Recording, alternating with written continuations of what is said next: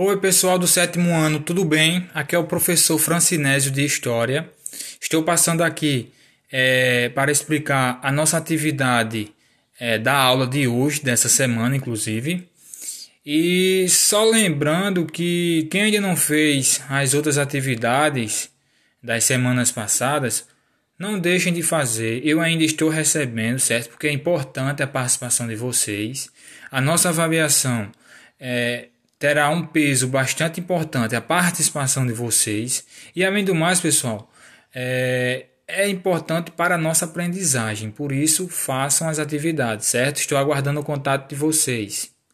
Bom, vamos dar início à nossa atividade.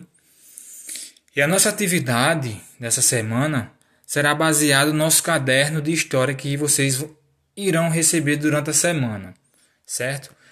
Como vocês ainda não receberam, eu estarei postando aqui essa atividade aqui para vocês terem acesso, certo, pessoal? E o tema da nossa atividade é a formação da Europa moderna, certo? Vamos estudar sobre a formação da Europa moderna. E o que é isso, professor? A formação da Europa moderna, pessoal, é os países, os estados europeus que saem daquele período da Idade Média e chegam na Idade Moderna como grandes monarquias, que têm à frente dessas monarquias os reis. E o que é uma monarquia, professor? A monarquia é um tipo de poder, pessoal, onde o rei governa, certo? E ele tem poder absoluto. É nacional por quê? Porque reúne um conjunto de pessoas, um povo que tem os mesmos costumes e falam a mesma língua. Isso é o sistema de poder chamado monarquia, certo? Qualquer dúvida, anotem aí e me perguntem no privado. Bom, pessoal, como vocês podem ver aí no texto, a Idade Moderna é o período histórico que começou com a queda do Império Bizantino, em 1453, ou seja, acabou a Idade Média, aquele período que a Igreja Católica predominava e que tinham vários feudos, onde vários senhores feudais detinham o poder local e tinham a concorrência de um rei, da Igreja Católica, que é quem ditava o pensamento, os costumes desse período medieval. Então, esse período chega ao fim, certo?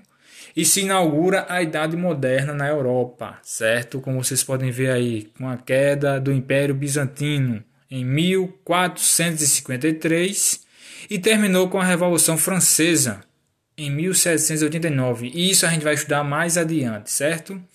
A expansão marítima europeia, proporcionada pela formação dos estados modernos europeus, que eu acabei de falar, pessoal, como Espanha, Portugal, Inglaterra, França e Holanda, provocou a descoberta e integração com o chamado Novo Mundo. Novo Mundo, pessoal, é a descoberta da América. As grandes navegações partiram dos países da Europa, como Portugal e Espanha, que são os pioneiros, querendo uma nova rota para as Índias, que era a Ásia, onde eles queriam buscar as especiarias, mercadorias de grande valor, e eles não podiam fazer esse percurso pelo mar Mediterrâneo, correto? E então eles começaram a fazer essas viagens através do Atlântico, do Oceano Atlântico. E nisso eles chegam ao Novo Mundo, que posteriormente ficou conhecida como América. Portugal chega às terras que vieram se chamar de Brasil, e a Espanha chega também na América Central, onde hoje conhecemos como São Domingos, uma ilha chamada como São Domingos. Então, dando continuidade, os temas que fazem parte deste período são o mercantilismo, o absolutismo, a reforma protestante, o humanismo renascentista e o renascimento científico e cultural. O Estado moderno surge a partir da crise do feudalismo, como eu falei a vocês, pessoal. No modelo feudal não havia estados nacionais centralizados, haviam vários senhores disputando com o rei a soberania de determinada região, e ainda tinha a Igreja Católica também disputando todo esse espaço, todo esse poder, certo? Seja na cultura ou na religião. Os senhores feudais é quem exercia os poderes políticos sobre os seus domínios, sem ter que responder a um poder central estabelecido. Cada feudo tinha a própria autonomia política, pessoal. Ou seja, dentro das suas terras, dentro da sua fazenda, podemos assim dizer, o senhor proprietário é que determinava as regras e tudo girava em torno do senhor feudal. Todos que ali estavam, dependente do senhor feudal, os camponeses, os seus vassalos, tinham que seguir as regras do senhor feudal, certo? A quantidade de imposto que tinha que pagar, quando tinha que trabalhar, até onde poderia utilizar a terra, certo? Os dias de colheita, tudo isso é o senhor feudal que determinava. Estamos entendidos, pessoal? Bom, a partir do século XIV e a primeira metade do século XV, 14, pessoal, se inicia a partir dos anos de 1301 e a primeira metade do século XV é a partir dos anos 1450, certo? Para ocorrer a crise do sistema feudal em consequência das revoltas sociais dos camponeses e da evolução do comércio na Europa.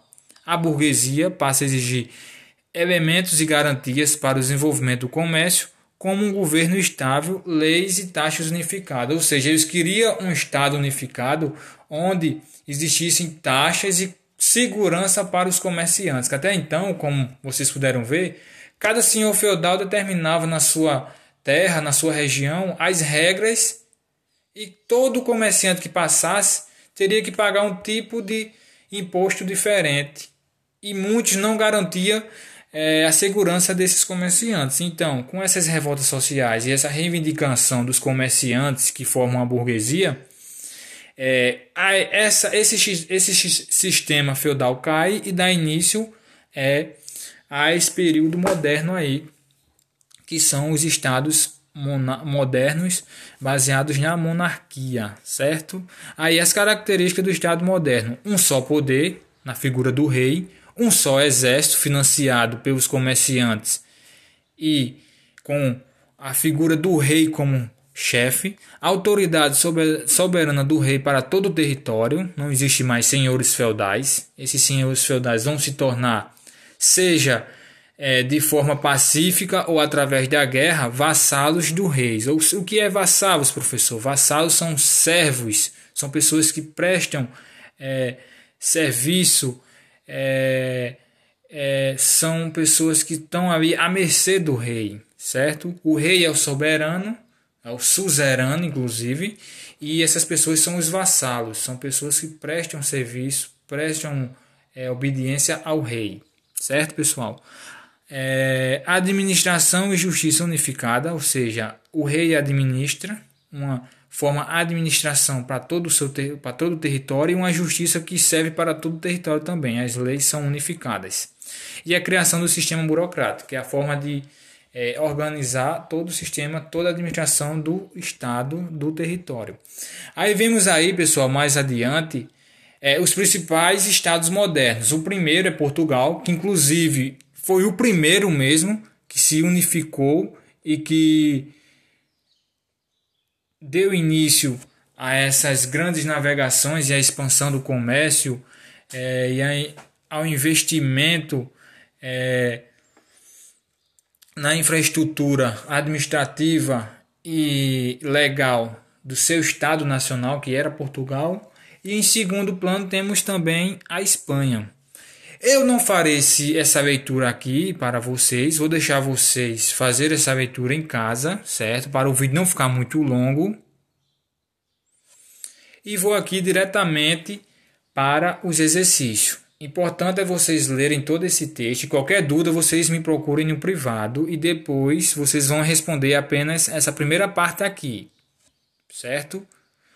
Quando vocês terminarem de resolverem essas 5 questões, vocês vão parar e não vão mais responder. Essa atividade aqui, Renascimento e Humanismo, é para a nossa próxima semana, tá ok, pessoal? Estamos entendidos? Vocês vão parar na 5ª questão aqui. E qualquer dúvida que vocês tiverem, vocês entrem em contato comigo no privado. E aqui o exercício é da mesma forma que a gente já vem trabalhando. São 5 questões, cada questão vocês vão ter 4 alternativas. Como vocês ainda não receberam o material, vocês vão copiar apenas essas questões com as respostas no caderno de vocês. Vão tirar uma foto e vão me enviar no privado, enquanto vocês não recebem esse material. Mas durante a semana esse material vai ser disponibilizado na escola e vocês poderão ir buscar. Aguardem o comunicado da escola, certo? Então, pessoal, espero o contato de vocês e mais uma vez, façam as atividades, não deixem de participar, certo, pessoal? Até mais.